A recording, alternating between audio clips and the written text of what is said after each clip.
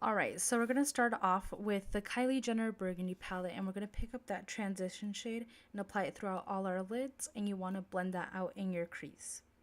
For me, when I'm experimenting with color, I always like to start off with that transition shade as most people would, and then I build up the color and blend them all together at the end to create that complete eye look. I know some people like to go in with lighter shades of whatever color they're using and build it up, or even use different colors to kind of mix it up a bit. But for me, I really like focusing on the browns as much as I do on the color that I am using. I don't know if you guys have noticed in my previous videos, but I love experimenting with red.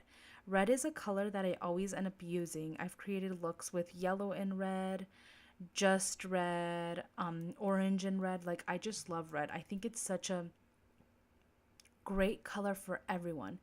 It adds that extra dramaticness to whatever look you're trying to complete, whether it's completing it with a bold lip or a nude lip. That eye always pops for you, and that's something I personally love. We are going to be creating, since I am talking about it so much, a deep like burgundy eye look for Valentine's Day with high-end product, because I feel that the Kylie Jenner palette a lot of people do own, because it was one of the cosmetic products she came out with in the very beginning when she launched her line. But for those of you who don't have this lying around or want to go on the more affordable side, I did upload a video last week. You can definitely go check that out, and I used affordable Wet n Wild products. They're the new Wet n Wild eyeshadow palettes they came out with, and they retail for $4.99, and I definitely recommend them because I feel like it's a dupe for the Modern Renaissance. So if you don't own the Modern Renaissance, I would definitely buy their, I think it's Rose in the Air or Rose in Air. I can't remember the exact name, but I would definitely check those out. You can find them at Walgreens, and I would just do that if you're looking to create a Valentine's Day look. But if you do have this palette in hand or any red eyeshadow out there, you can definitely recreate this look and add your own twist to it. I do want to give you guys a tip when you're working with color.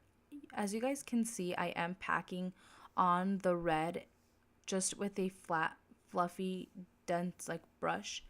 But when I am done packing that color in, I go in with a blending brush and just blend that completely with different like transition shade and then a brown, just to mix it all together, because you don't want to leave it packed on there, because then you'll just look like you have raccoon patches, is how I like to call it. I see them like as raccoon patches just sitting in my freaking eyes. And I will give you one more tip. I would say do this look and then do your makeup, the rest of your makeup, because I did the opposite. As you guys can see, I finished off with the eye look, and I did have a little fallout in the red, so it's definitely hard for me to try to dust it off, because at some points it was smearing, so I kind of had to clean it up a bit.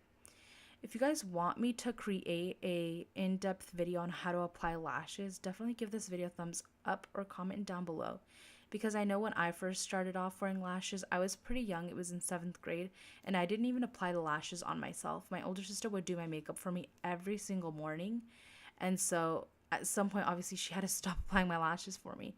And I still loved lashes at that point, because I've always struggled with having short lashes. So I started to wear lashes again when I was in freshman year, I believe. So I know when you first start off, it can be a little complicated or confusing, or you won't know what styles you want to use or what works best for you or what glue. Any tips?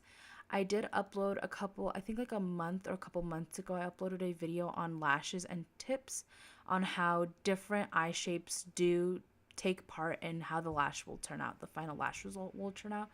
So if you guys, like I said, want to see a video on how to apply lashes, go ahead and leave a comment or give a thumbs up on this video.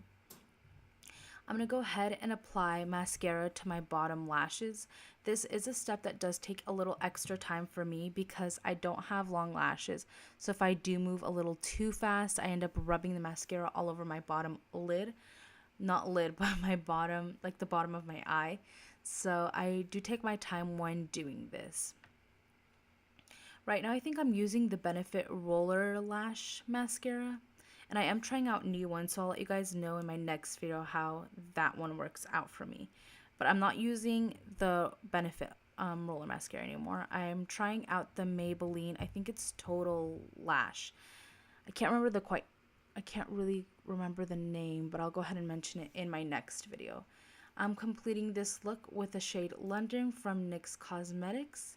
And if you guys did enjoy this video, then give it a thumbs up, and I will see you guys in my next video. Bye!